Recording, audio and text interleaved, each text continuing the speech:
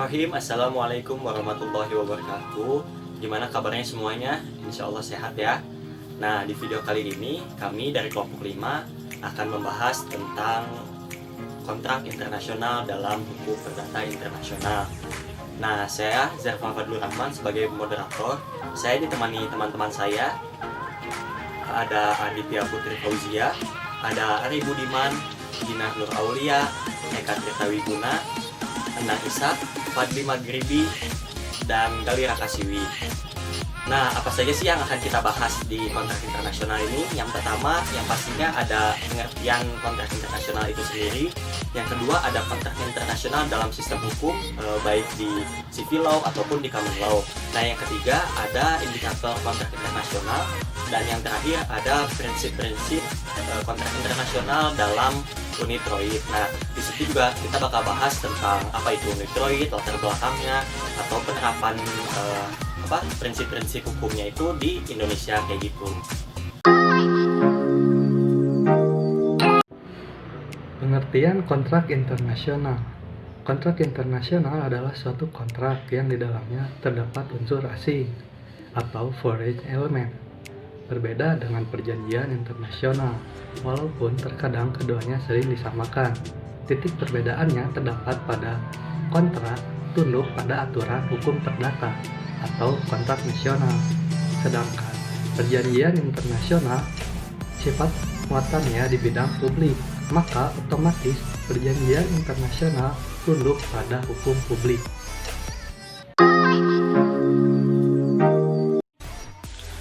Kontrak internasional dalam sistem hukum yang berbeda.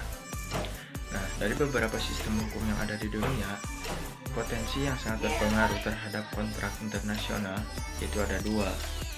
Pertama, sistem hukum common law, yang kedua, sistem hukum civil law. Nah, sebelum kita lebih jauh menjelaskan tentang kontrak internasional, kita harus terlebih dahulu mengetahui pembentukan dan sifat dari kedua sistem tersebut.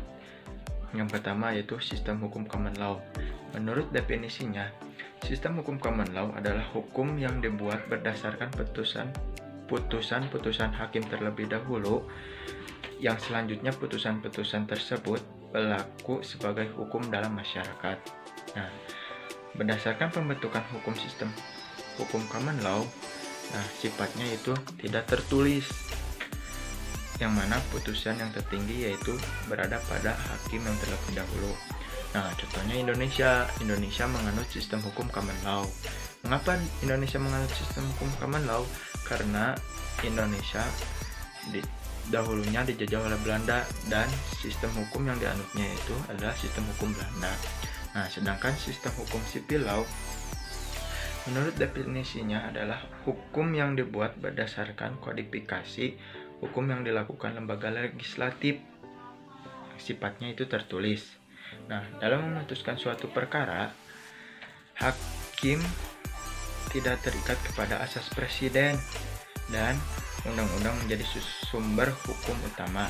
Nah, dari sistem peradilan, hakim bersifat inkuisitorial, yaitu hakim memiliki peranan mengarahkan dan memutuskan suatu perkara. Adapun beberapa prinsip yaitu di dalam sistem hukum common law dan civil law itu berbeda-beda. Common law ada 4. Yang pertama, kesepakatan. Yang kedua, cakap dalam melakukan perbuatan hukum. Yang ketiga, adanya objek. Yang keempat, consideration. Nah, sedangkan dalam civil law itu sama, ada 4. Yang pertama, kesepakatan. Kedua, cakap. Ketiga, suatu hal tertentu. Yang keempat, sebab yang diperbolehkan. Nah, di dalam pada sistem hukum common law terdapat syarat consideration.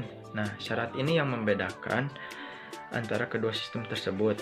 Nah, dalam sistem consideration common law itu terdapat kontrak dan agreement. Nah, yang dimana itu perjanjian. Contohnya itu jual beli, sewa menyewa, yang di dalamnya terdapat kontrak. Sedangkan pada sistem civil law yaitu ada syarat keabsahannya, yaitu sebab yang diperbolehkan. Nah, yang dimaksud sebab yang diperbolehkan di sini adalah tanpa ada paksaan, kehilapan, penipuan, dan penyalahgunaan keadaan antara kedua sistem tersebut. Nah, dalam sistem consideration common law itu terdapat kontrak dan agreement. Nah, yang dimana itu perjanjian. Nah, contohnya itu jual beli, sewa menyewa, yang di dalamnya terdapat kontrak. Sedangkan pada sistem civil law yaitu ada syarat keabsahannya, itu sebab yang diperbolehkan. Nah, yang dimaksud sebab yang diperbolehkan di sini adalah tanpa ada paksaan, kehilapan, penipuan, dan penyalahgunaan keadaan. Kita akan melihat penjelasan mengenai indikator-indikator yang ada dalam kontrak internasional. Yang pertama itu adalah orang yang melakukan kontrak adalah orang asing atau orang dengan kebangsaan yang berbeda. Contoh kasus, itu ada seseorang yang bernama Ahmad Ali yang melakukan transaksi jual beli dengan seseorang yang bernama Peter dari kebangsaan yang berbeda.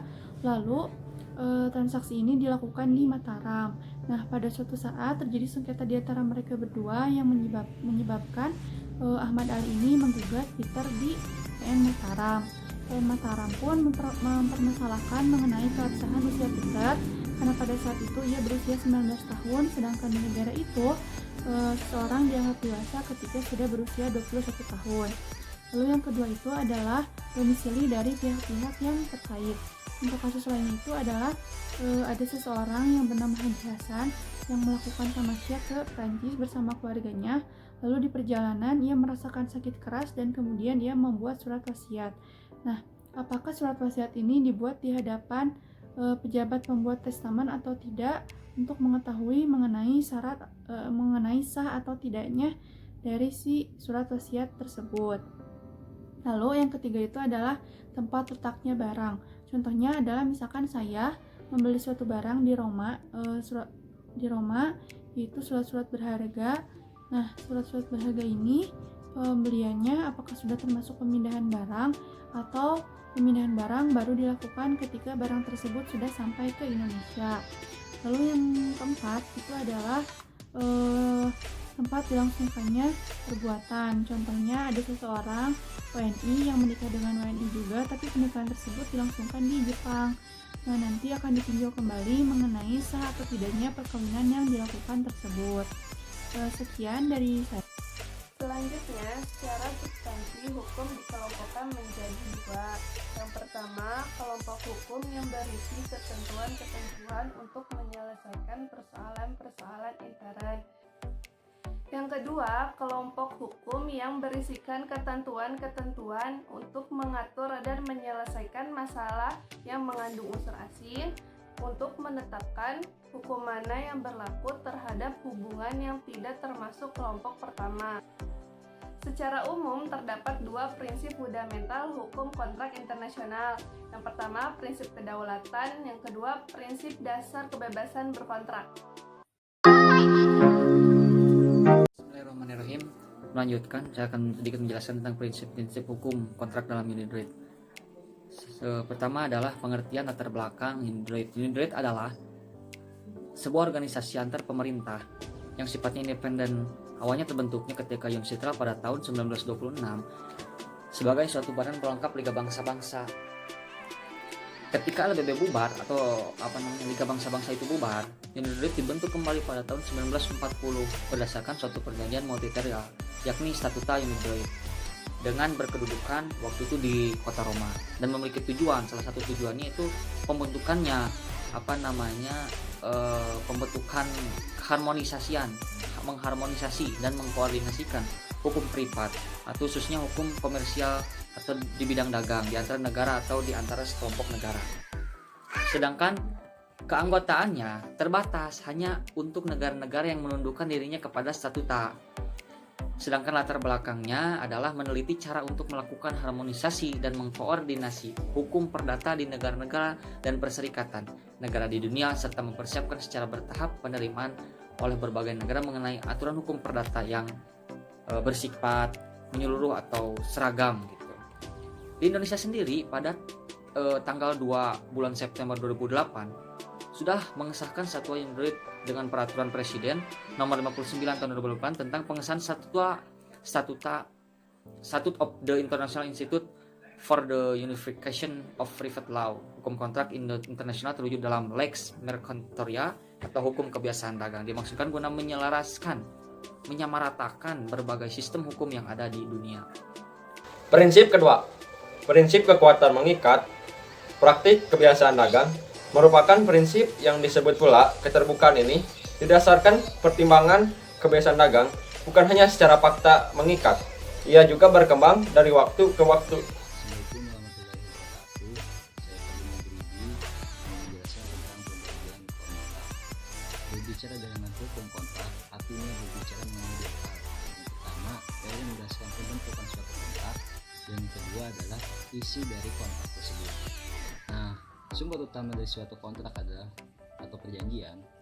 Asas konsensusisme 1.2 yang mengenai dalam tahu perdata disebutkan dalam pasal 1338 ayat 1 yang berbunyi seperti ini. Semua perjanjian dibuat secara sah, berlaku sebagai undang-undang bagi mereka yang membuatnya. Dengan kata lain, terciptalah suatu perjanjian di dalamnya. Nah, mengenai tentang perjanjian atau perikatan tersebut, menurut KUH Perdata memberikan penjelasan sebagaimana tercantum dalam pasal 1233 KUH Perdata, yaitu tiap-tiap perikatan adalah untuk memberikan sesuatu untuk berbuat sesuatu atau untuk tidak berbuat sesuatu. Sekian dari saya. Assalamualaikum warahmatullahi wabarakatuh. Sekian pembahasan dari kelompok kami, semoga bermanfaat dan kalian juga semoga mendengarkan dengan baik ya. Semoga kita dalam keadaan sehat walafiat di masa pandemi ini. Nah, terima kasih telah mendengarkan. Assalamualaikum warahmatullahi wabarakatuh.